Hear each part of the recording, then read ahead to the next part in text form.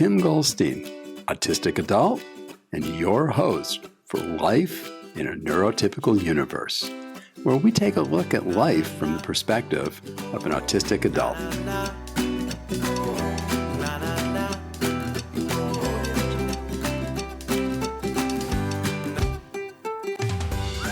In this episode of Life in the Neurotypical Universe, we welcome back Shelly Dival. We had such a great time speaking with her that she and I just kept on talking and we kept the tape running. And amazingly, well, maybe not so amazingly, but either way, we got some great stuff that we talked about that we want to share with you. So this particular episode is a continuation of my chat with Shelly Dival, building designer, autistic building specialist. Welcome back, Shelly. One thing that personally just I can't believe is there's a statistic floating around and nobody can seem to come up with where the number came from, but you'll see it repeated over and over and over again, that 85% of autistic people are unemployed or underemployed. On the other hand, I work in the tech industry and I've worked an awful lot with a lot of engineers and aerospace engineers and all those kinds of people. There is a huge amount of employed autistic people that don't know they're autistic. Yeah. Yes. And you're right. The statistics are hard. I mean, part of my research was really trying to find out what statistics were on different areas. And I think because whatever we do, while there's still a lot of research to be done on specifically on building design and different design elements, and we need to innovate and try things, I think most importantly, we have to come up with solutions that are evidence-based. And so this is where not that I'm an academic in terms of the research field, but I definitely want to assist researchers do things. And so looking at the stats, and it is hard and I think it comes down to different industries too, of course. I mean, some areas are perhaps heavy machine, if someone has hearing and like noise sensitivities and that, then I don't think they're going to do very well driving a truck or in a really noisy industry, So I think some industries might have less people with neurodiversity working in than other industries. I refer to that as interactional alignment, basically taking where your strong points are and your weak points when you deal with interacting with the world and people, and the demands of the workplace that you're going to go to better be somewhat aligned with your interactional alignment points. I mean, if you have a sound issue, then you're right. You probably shouldn't go into heavy duty construction. It's just not a good place to be if sound bothers you. No. So yes, I think you're right. You have to first off be aligned to an industry that's appropriate for what you have to start with, but then fine tune from there, not try and make the truck, seem like a living room. That's right. And look, I've worked, I took a few years off from building design a number of years ago and went working in the mines, as you do for, relaxation. Did long shifts and a 2-week on, 1 week off roster. And I drove haul trucks for a couple of years. And are those big, huge, like you climb up the ladder kind of? Yeah. Oh, absolutely. How cool. I want to drive one. I'll send you a photo. I was sitting, so I drove, just for the people out there that are interested in machinery, I was driving Komatsu electric haul trucks, 730Es and 830Es.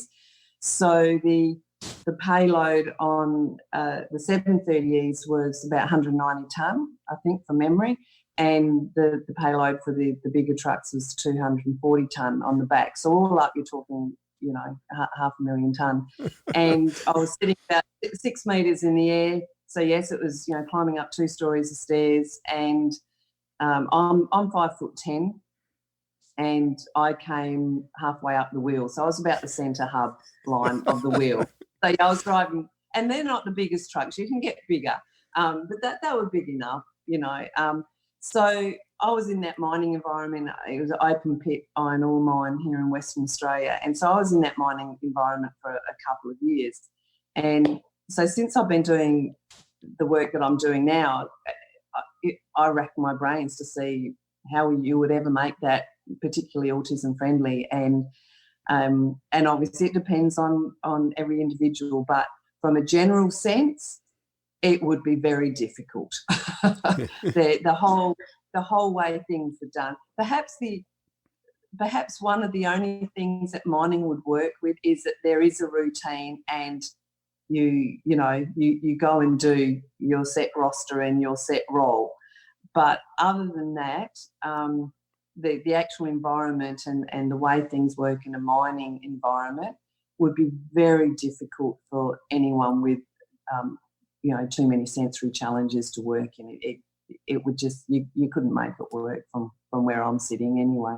Yeah, I think it's true that, it doesn't matter where you fall in the neuro cloud, what combination of traits and such and that you have, there's going to be some environment that just doesn't match it. Maybe instead you're the super outgoing kind of person that just, gets energy from being around people. And you're probably not going to do well, even though the sound and such isn't bothering you. Sitting in a truck all day long for 2 weeks straight, not talking to anybody is probably not a good fit. Yeah. I love talking to people, so it was a totally different thing for me. I mean, we had 12-hour shifts and 10 minutes for morning and afternoon smoko and half an hour for lunch. So it was long days. Wow, that is a long day. I know the words to quite a few songs now off by heart. And in fact, I was still designing when I was up there. I was at the time, my sister and brother-in-law were wanting to build a house. So I was sitting in the truck and I had my notebook next to me, and there were times, when I was working on the plan, and you're back up under the digger, and the big digger could load the couple of 100 ton on in about 1:30.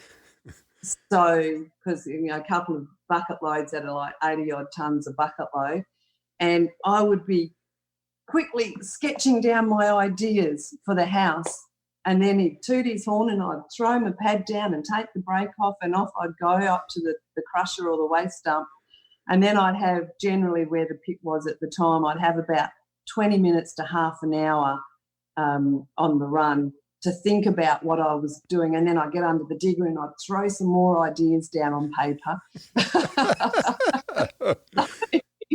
So I made use of the time. Some of the crazy things that we've done in our life, and it's amazing how they actually fit in and make sense in the long run. It is. It's interesting. And when I tell people that I've worked in mines, they're gobsmacked, because my background, and I mean, I grew up on a farm, and my first husband was an earth mover, so I had a bit of a background before I went mining. But people are astounded at times, and the fact that I know quite a bit about machinery and earthworks and things like that.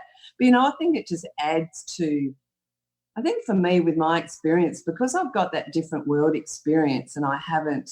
I did my building design I started studying, so it was after my first divorce when the kids were little. So I was nearly 30 when I went to and studied the building design. So I really feel that the life experience that I've had before and during and, everywhere else in these different areas, like growing up on the farm, I lived in a rural town and lived in lots of horrible houses, old houses and cold and drafty houses, and some really good houses. And I think all of those experiences, it all adds to the depth of, how I think about design and how I design things. And then certainly with the autism side of it, while I don't live with my grandson, I'm very close to him, and I can empathise. I don't know what it's like to walk in his shoes. I don't know what it's like to walk in anyone else's shoes.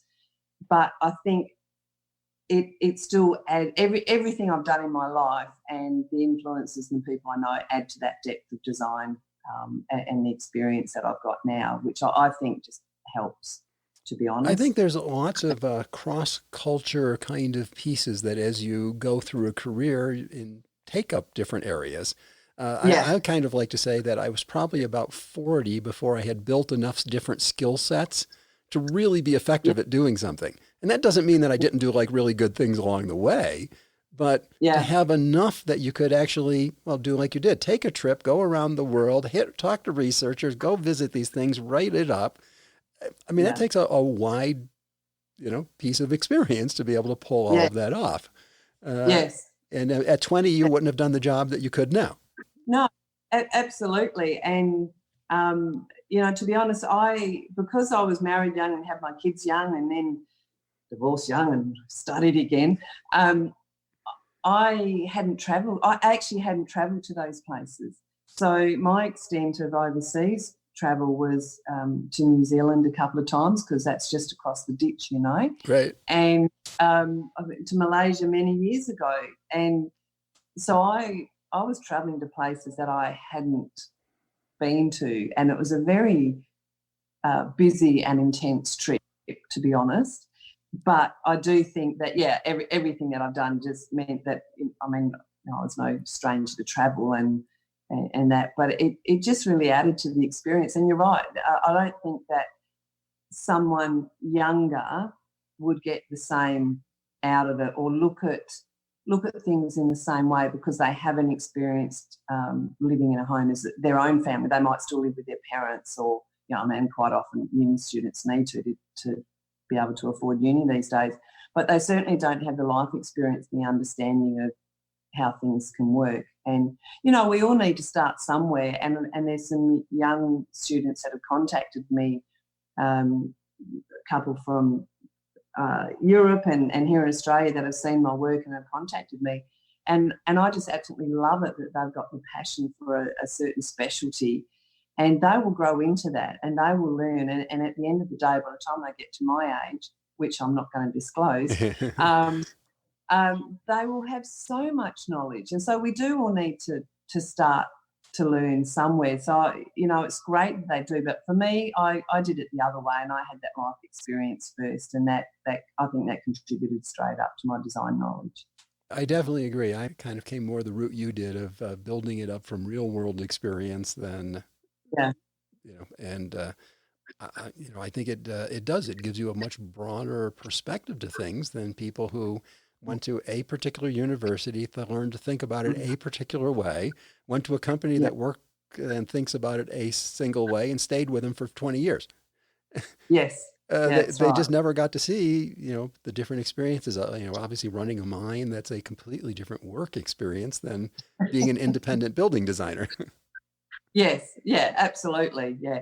And it was interesting because at least I had a lot of knowledge about earthworks and that I could talk to my clients about and advise them on what was the best way to go in the hills. I want to ask you something going back to your grandson. You Yes. had mentioned that at first they had diagnosed that it was Down syndrome that was the major affliction. But as he's gotten Yes. older, they recognize that there is autism there. Yes. So kind of Yeah. the question is, how would I phrase it? Do you think that the autism was there all along and just wasn't as obvious as the Downs, or do you think the autism was something that has, I don't know, what would you say, changed and matured in ways that it now is a different expression than it was back then? I think it was probably always there, but a little bit disguised by the development delay due to the Down syndrome. I had a friend whose son is now a young adult, and he has autism with lots of challenges. And we'd talk about different things that Jackson would do when he was younger, and she would just go, she said, and perhaps we should have taken that on board a bit more, but she didn't say outright, go and get him tested. That wasn't her place. She just go, she says, that's all traits. And now we know. And so Jackson, I sort of thought sometimes I think that perhaps he could have been diagnosed earlier just for the fact that he's been in a special ed unit since preschool. Wonderful, wonderful teachers and EAs that he's had. And I do know that even when he went for his diagnosis, that my daughter was cautioned that sometimes, because the kids with Downs love to copy and they're very social. So they were cautious that sometimes they could copy things that other kids were doing. And, of course, the special ed unit has children with all sorts of different disabilities. So it wasn't just, one or the other. So they were cautious about that. But when we look back, we can see that we could notice it when he was younger. But, of course, even with the Downs, you see, there's always that, not always, but there can be that delay in speech and until they're 5 or 6. So, again, we were just thinking that it was the Downs that had the delay in speech. But now that he's 11 and still not verbal as such, then I think that's the autism. So, yes, it is interesting. And to be honest, when he was diagnosed, it wasn't a shock. It wasn't unexpected. It was still upsetting in that initial phase, because when he had Downs, well, he still has, with the Downs, Alex and Nathan had certain expectations for him and wanted to encourage him to be the best he could be or what he wanted to be. And with the diagnosis of the autism, it changed the goalposts. And I think any parent, it was just that shock over again. But you know what? They are so good. Even so he was diagnosed 3 weeks before he was born. And there has never been a time that they have gone, oh, woe, why us, why him? They, like every other parent that I've ever met with a child with a disability, they get on and they do the job and they love their kids unconditionally. And I said to Alex before Jackson was born, I said, do not ever be sad for him because his world is normal. I said, don't be sad for him because it's normal. And yes, it could be hard for you. We don't know what's ahead, but his world is normal and that's his world. And that is still true today. That is his world, and he is gorgeous. He's cheeky. He laughed at my singing the other day. He laughed at my singing, and he was a cheeky little monkey. So his world is normal, and he has challenges, but everyone has challenges. And that's how we've never treated him any different to his siblings or his cousins, my other grandchildren, other than obviously we have to make allowances for some things and we need to keep an eye on him because he does tend to wander and he loves exploring, and that can be a little bit dangerous for him. He's not a strong swimmer yet, and so there's practical things that we need to watch out for, right? Yeah, absolutely. I love the saying, the way you put it, of don't be sad for him, his world is normal. And that is just so true. Yeah. And I think that's one of the big issues we run into when people deal with neurodiversity. What I like to say is, I think most people, when they start talking to another person, they start with themselves, because what other life experience do you know? You only know your own life experience. And then you start going through, they're like me, and you start finding where the differences are. The problem is when you're dealing with somebody neurodiverse, they're not like you whatsoever. They don't see the same world you see. I mean, like you're saying, his world's normal to him. Yeah. There's nothing wrong with his world. It's your world that's got the problem, not his world. And that's what I say. I mean, absolutely. I'm not the one lost in the mountains. I know exactly where I am. I just don't know where my car is. Yes, I laughed because when I read that, like you said, you weren't worrying because it was just a series of practical things that you had to get through. Right. I mean, it was just like going to work and having to get the job done. Okay, what tools do I have? What are my deadlines? What's the materials I have? Is there anything that looks like it's going to make it fail out of what I have? No, it looks okay. Well, let's make that step then. Yeah. And you know what, when you sort of look at building and the analogy with building and neurodiversity, things always go wrong on a building site. Anyone would be lying if they said they designed something and it was built without a hiccup or a change or a variation. And sometimes things happen and you just go, okay, so what are our options? What are our alternatives? Let's look at this, and you move on in a certain direction. And it's the same with dealing with people of any sort. And I tend to, sometimes I've got friends that don't get on with each other, and yet I'm friends with both of them. And it's happened a few times in my life, and I just go, well, yes, I understand what you're saying about that person, and I know that about them, but there's these other areas of their personality that I actually really relate to or like, and that's why I'm friends with them. And I consider the other parts, and while they're still acceptable to me, then I'm a friend with that person. It's when someone has, I guess, things that aren't acceptable to our own moral values or any other sort of values that we're not friends with them. You can still be polite to them, but you're not necessarily friends with them. Right. So it's having, we all have friends from different areas in our lives and different personalities, and yet we're that common thing. But we all relate about something. And I think that's the same with anything. It doesn't matter where people are from, their neurodiversity or whatever. Everyone's different, and we just need to, allow for that and accept that. Imagine if with society, and I quite often talk about society rules as well, and perceived rules, because, and who makes up these rules in the first place. But imagine if the boot was on the other foot, where people with neurodiversity was in the majority and people with the so-called neurotypical traits were in the minority. Then what would we be talking about?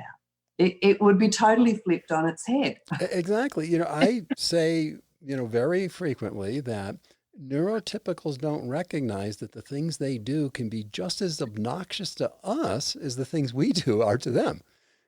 Mm. But Yeah. they just don't think of it. I I mean, don't, standing there having the chat next to my desk because, you haven't seen this friend in 3 days. That's annoying to me. To them, it's a great thing. Yeah. And look, I will put my hand up and say that I was an ignorant neurotypical before I had this experience with Jackson. And that's as it is. I'm just glad now that I do have a better understanding. I still can't walk in his shoes or anyone else's shoes, and there will always be things I don't understand, but I recognise that.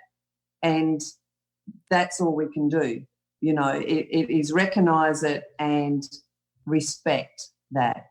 And for me, in my work, bring that into the building design as well, and create something that works for, hopefully, not everyone, because that's probably not possible, but many people, the majority. It doesn't matter where they're coming from, what their likes, dislikes, or challenges are.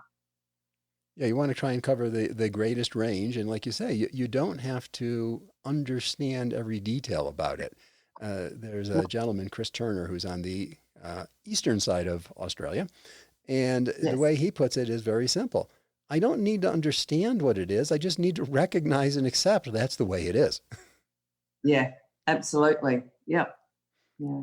And that's the hard part, is accepting that's the way it is if you don't understand why. And absolutely. And I think, as you sort of mentioned before, people with best intentions and people that don't, if they haven't had experience with it, I mean, look, watching someone have a meltdown can be a scary thing. And I know that while people can be very concerned, they would also be very cautious about getting involved because they don't know how that person might react or how they can help them. And I mean, I've been in the middle of that, with this friend and her son. He was having a meltdown at home and I needed to get into the middle of them. And I'd been around there a lot of times, but not when he was having a meltdown.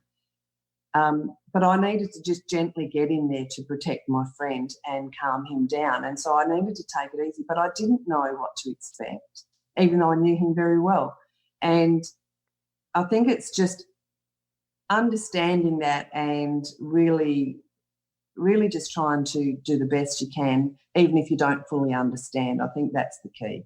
Yeah, there's just like being able to accept that there is differences and you won't necessarily always know what to do, but No. you try the best you can and apologize when you do the wrong thing and be open to hearing that, no, that's not the approach that works well for me. Absolutely. Yeah, I think you're spot on with that. The meltdown thing is interesting. I've certainly had a number of meltdown experiences with bosses.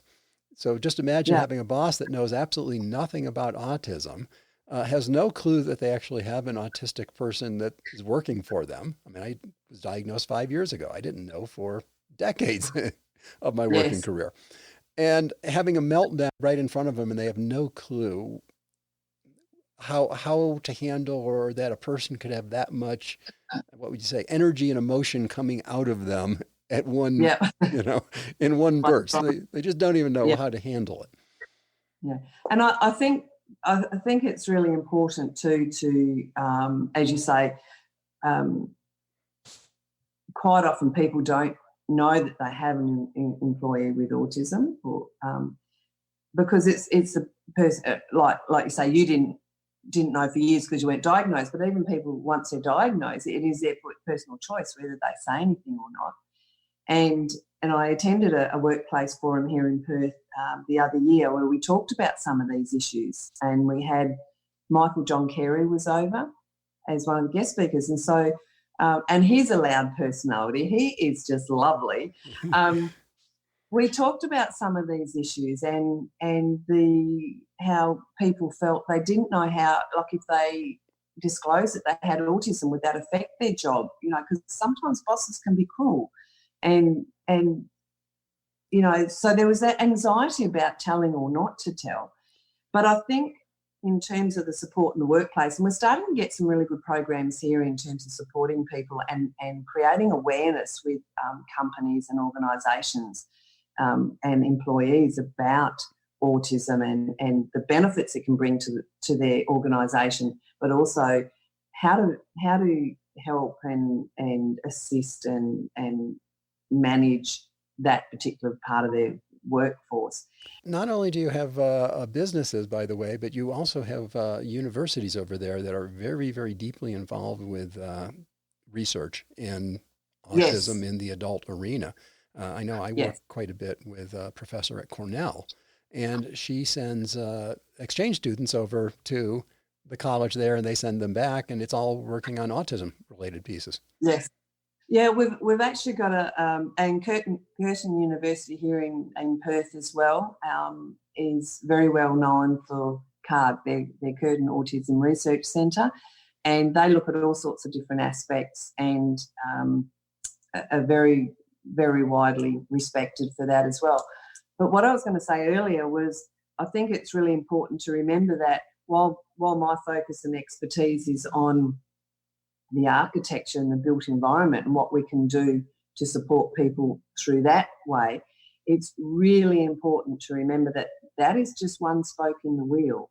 That is not an ultimate solution. It's part of the solution along with every other support that the person needs, whether it be learning job and interview techniques. It's understanding how to work socially or emotionally, whatever it is, whatever the other supports are. In the workplace, it's a different set of supports versus a child or someone in the home environment. So with the home environment, working with whoever's in that child or person support network, the parents, the OT, the physio, the psych, working with all of them and bringing the architecture into that whole solution. And workplaces are no different.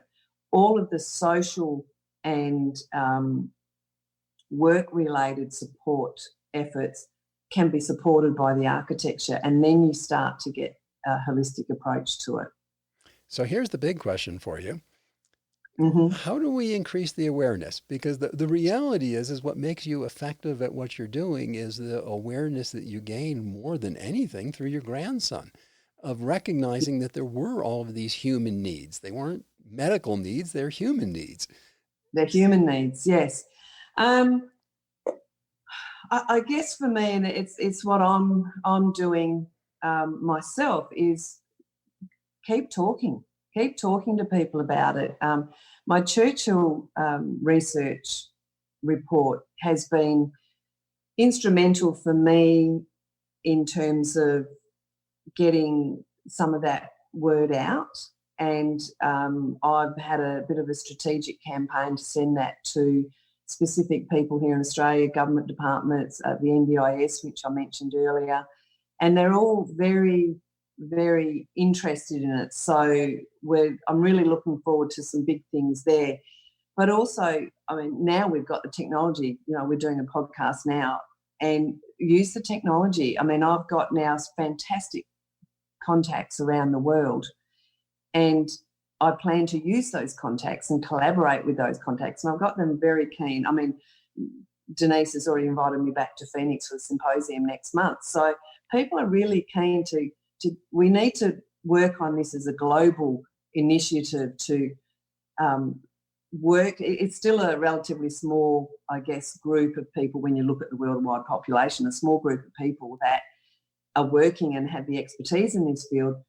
So I think we all need to work together and keep the conversation going, whether it be articles like your website is brilliant, talking to, having podcasts, interviewing people, talking about all the different aspects to it. And then, like I'm doing here in Australia, is trying to then get governments and different organisations to acknowledge it and get things into policy and guidelines. Mm-hmm. And policies and guidelines in terms of autism and architecture is this whole big complicated thing on one hand, but at the same time it's very simple. Everyone deserves good architecture, and everyone deserves to have a space, whether it be a home, a workplace, a sporting event, a train station, that meets their needs, whether they are neurodiverse, blind, deaf, neurotypical, whatever. So I think it's about keeping that conversation going and making the decision makers and stakeholders aware that this is a real need. And part of it here in Australia too is with the NDIS, they were taken a bit by surprise that the amount of people with autism accessing the services on the NDIS. And in fact, it's the largest single disability group for people that name it as their major disability, or those that might have more than one condition, the largest single group. And then when you look at the other groups, sensory processing disorder, acquired brain injury, and all the other groups, 2/3 of the participants of NDIS here in Australia it's not a physical disability, it's a neurological disability.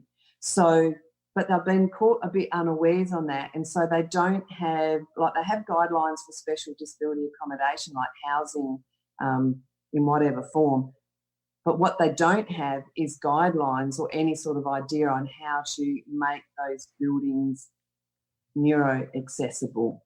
And that's what I'm working towards here as well. And I'm really having some great conversations, because all the guidelines that they're using focus on physical disability, and that we need to change.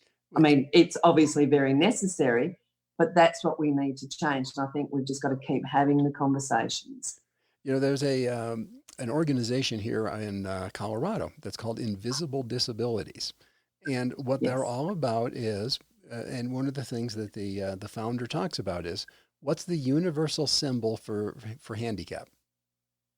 Yeah, wheelchair. Okay, what did you just tell us that the majority were? Yeah. They weren't in wheelchairs.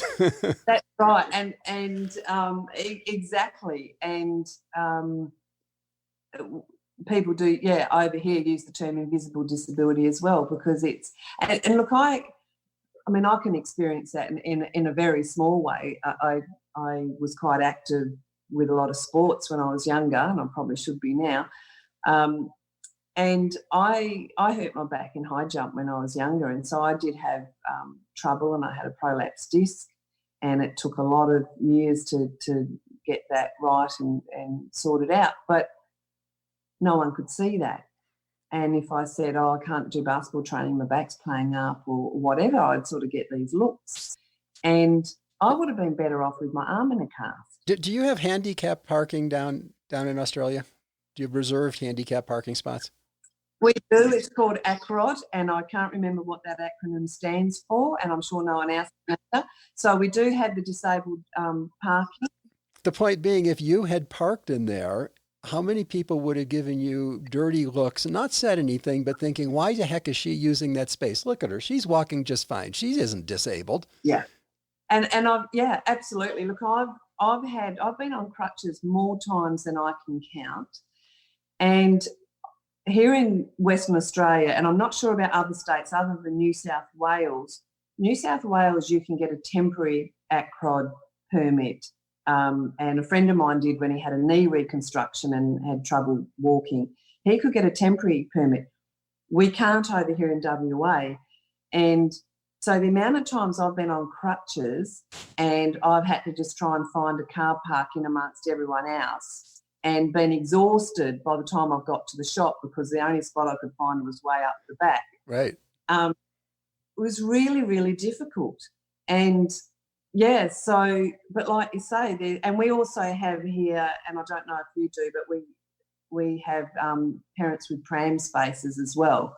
So, and they're a bit closer to the entrance as well. And I do have a baby seat in my car constantly in case I have a grandchild, but I can't, in all conscience, park in those spots because. Yeah, those are very, very rare. There's a mall or two I've been to around the area that have some, they call it family parking. That's right. Closer in, like where the handicap parking is, but we'll put it this way, it's very, very, very few places I've been to that actually have that. It's not standard here. Very common over here, and which is great because like I say, going back to my daughter, she has Jackson, who's 11, of course, with his challenges, and then she has little Miss Chloe at 5, who's just a little bundle of fun and a different Disney princess every day, and then Austin, who is just 2, and he is very much the rambunctious, run around, neurotypical little boy, and she has to try and keep all of them together as she gets out of the car park and into the shops. So. Well, even worse, coming back out with a cart full of groceries and three kids trying to go in every which direction. I would not want to have to walk them all the way to the far end of the parking lot. No. The way people drive through those things. No, and thank goodness that the 2 older ones are at school now, so she only has to manage the grocery shopping with the youngest one, which is still she's a challenge. But yeah, so we do have that, and like you say, the invisible disability where. Wouldn't it be great if in shopping centres and other public areas like that, there was the ability, and this is again just the talking, let's try and make some change, having an area that is for invisible disability, for people that have that issue, and there's an easier transition into that shopping centre than just trying to navigate all the hustle and bustle of the car park and all the rest of it. I mean, it would be great if we could make some allowances for that. Which we should, because the reality and the demographics say that population is aging, and all of these issues just become more severe, more chronic as we get older. Yeah, so absolutely. And there you go. There's something for business. Get ahead of the game, right? Yes, don't do what everybody else did. Do something different. Do something different. Have some aged bays. I mean, again, they can't park in the ACROD bays, but they certainly don't want to walk all the way from the other end of the car park either. Right, and they're not handicapped where they can get the permit for the handicap parking. So they're simply ignored. I mean, essentially saying we don't care about you, particularly as a customer. We care if you're handicapped. We care if you have a family. But other than that, oh well, have fun getting in. Yeah. Yeah. So Yeah, there's a lot of changes I'd like to see happen. So I'm just chipping away at it and trying to just keep up a profile and keep the conversation going. And like I say, I think that's what we can do, and we can use the social media for the greater good instead of the greater evil, and Right. and reach a lot more people than what we could do in years gone by, and so sort of try to get sort of support that way, which hopefully then will influence governments and decision makers. Yeah, I'm fully behind that. We need to come at this as a global community Yeah. and not do this, oh, this country, we're doing this, oh, this Mm. person has this special thing. No, this is a problem for all of us to solve, and we're only going to solve it together. Yeah, absolutely. In fact, Denise and I will be talking about more of that when I'm over in October, and certainly in terms of from a building point of view, there's no country that has codes or guidelines as such. There's no common area like that. So that is something too that people that I've met on my research are very keen to be involved in, so that we can try and create something that is global. Because while every country has different building codes, and I don't think you can. I don't think, in terms of far as our codes go anyway, I don't think we can write it into the building code, because the building codes are too prescriptive.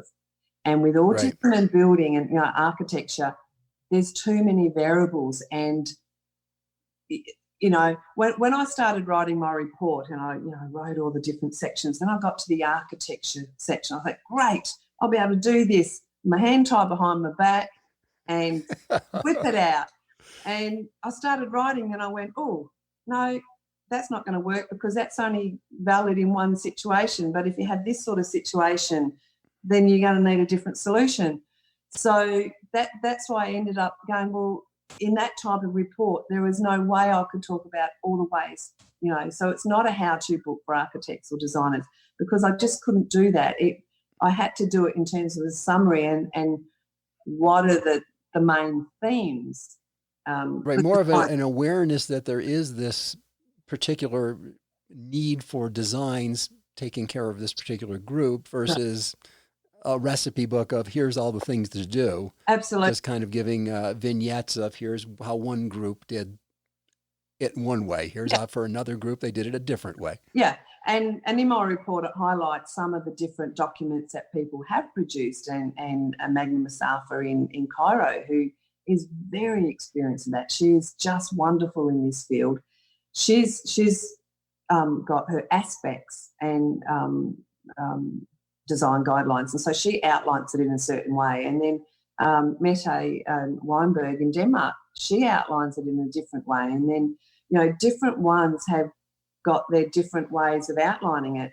And I guess what I looked at was, from a whole, to me, the overarching theme, in my opinion, was three main areas, and that is designing for the senses, designing for the mind, that brings in theory of mind and executive function, and then designing for the human being.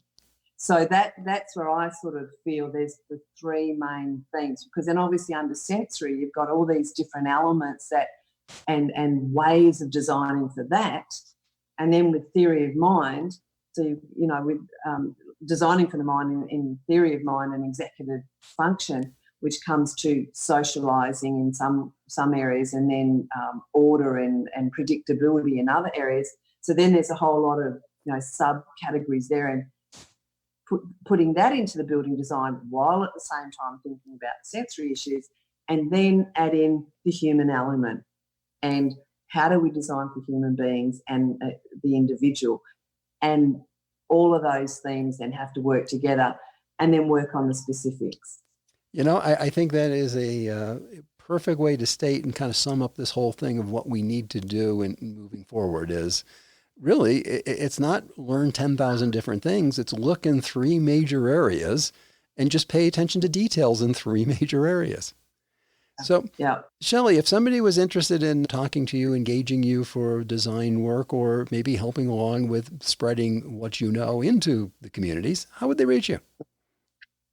A couple of different ways. I'm on LinkedIn, Shelly Dival, and my website, enablingspaces.com.au. There's all the contact details and contact form on that. And if they're really keen, they can actually pick up the phone and call me. People do that still? Well, sometimes, yes, they do. You mean you can talk in those things? I'll be darned. You can. I know.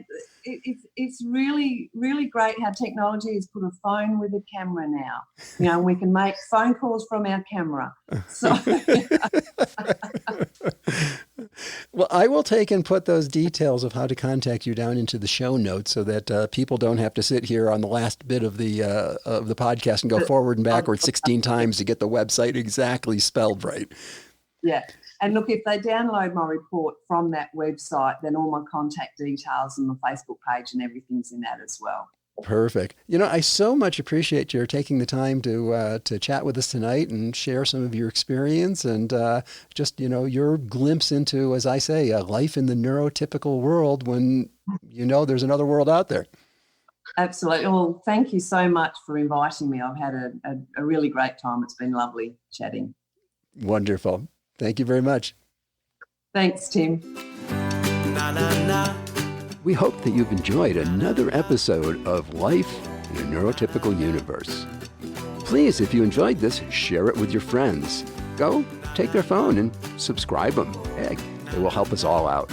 If you want to know more about neurodiversity or have any questions for me, you can reach me at my website, timgoldstein.com, where I'll be more than glad to help you as best I can to navigate through the neurotypical universe.